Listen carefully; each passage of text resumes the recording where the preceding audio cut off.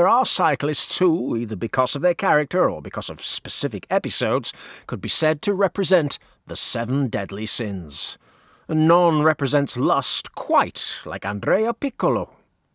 The former education-first cyclist, trapped in an Italian airport with a few vials of SGF growth hormones, supposedly to supplement one of his dangerous teammates, well, he took that Black Eyed Peas song too seriously, the one where will.i.am said he wanted a girl like Shakira.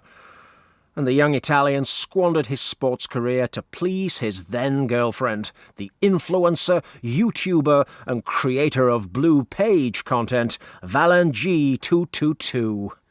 Together with the Colombian, Piccolo took advantage of those months without a professional team to impress the world by showing just how lustful he was on the Blue Page. Subsequently, he conquered millions of fans with skills other than the usual ones, although we have always known that the young Italian was a very good rider and could handle his machine in some really dangerous situations.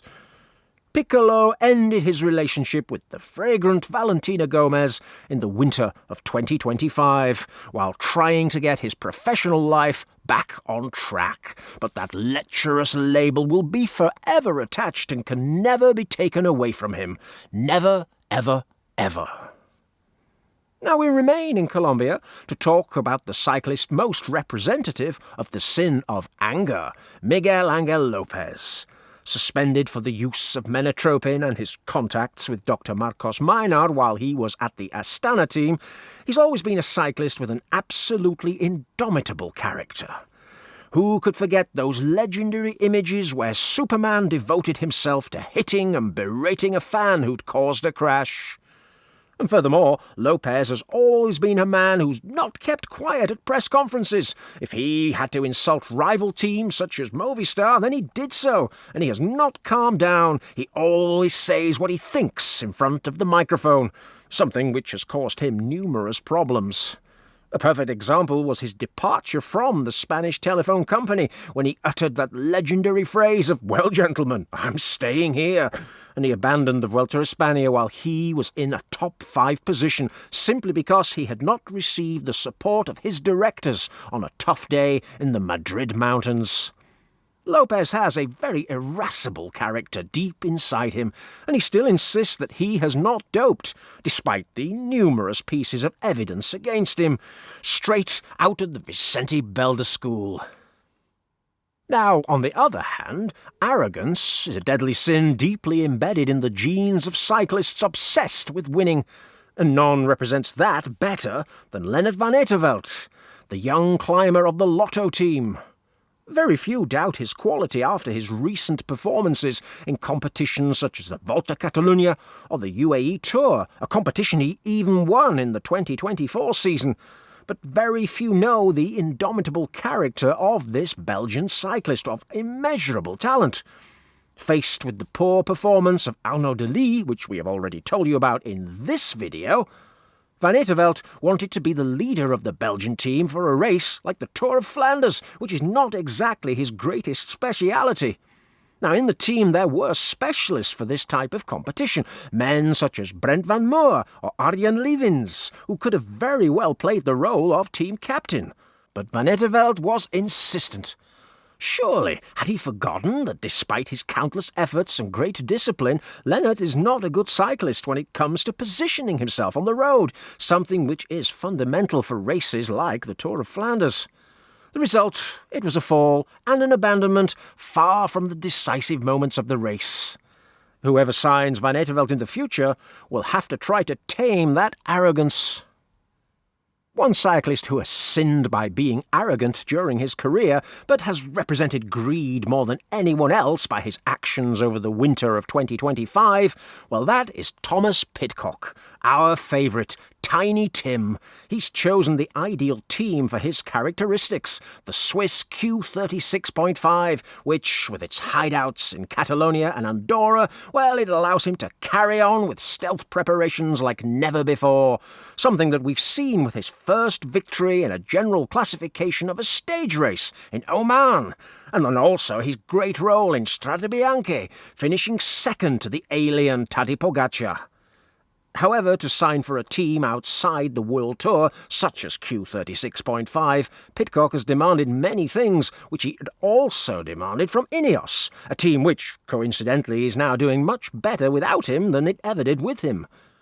In Tiny Tim's case, we're talking about absolute freedom of schedule, bringing in his own doctor, his own physiotherapist, and his own coach, Kurt Bogarts, as a star trainer.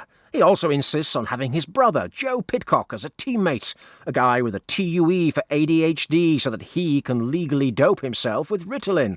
And above all, he insists on an exorbitant salary that, according to the closest sources, is much better than the one he earned at Ineos. Until he had the perfect environment for his very specific conditions, Tom Pidcock was simply not happy on the bike. But now that those conditions have been met, well, he's happy, and it's something that we're also very glad about.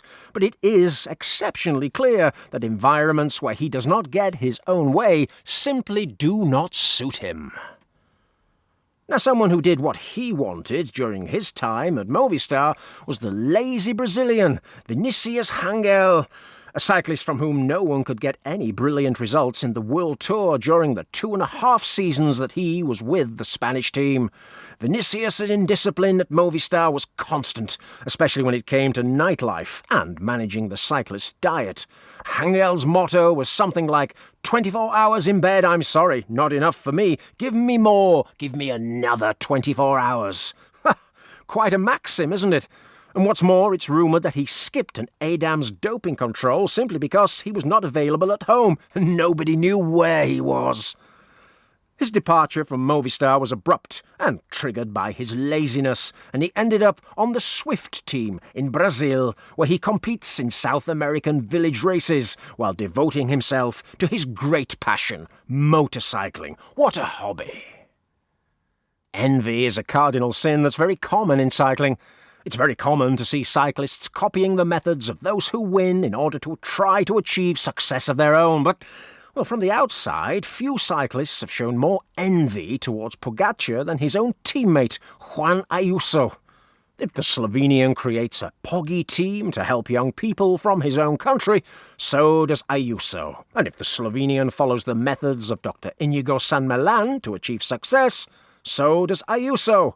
If the world champion achieves notoriety for how much he loves his family, well, so does Ayuso. Now, I don't know the context in which these champions find themselves, but it's well known that, since the Spaniard refused to work for the Tour de France champion on the Galibier during the 2024 Tour, the relationship between the two men is non-existent, and the admiration between the two has completely disappeared. Rumours of Ayuso leaving UAE Team Emirates for an environment where he feels as loved as Pogacar in the Arab team only emphasise this aspect. But we couldn't have this little cosy tete-a-tete without talking about gluttony. And yes, we had as an example Arnaud Delis. We told you about that in another video. Or we even have Vinicius Angel. These are clear cases of gluttony. But what happens when even the big stars of the peloton enjoy eating like your average overweight boomer after a race?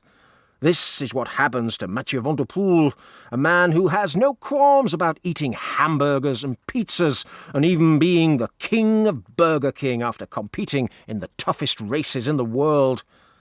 The cyclocross world champion enjoys all kinds of fatty foods, to such an extent that if he can, he will eat up to 11 hamburgers or 5 pizzas on the toughest competition days, but he's always likeable with it, and it's clear that the gluttonous Mathieu enjoys the most succulent meals on the few days that he is able to do so.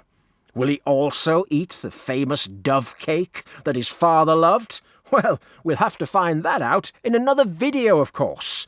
And you, dear viewers, we will see you in the next one.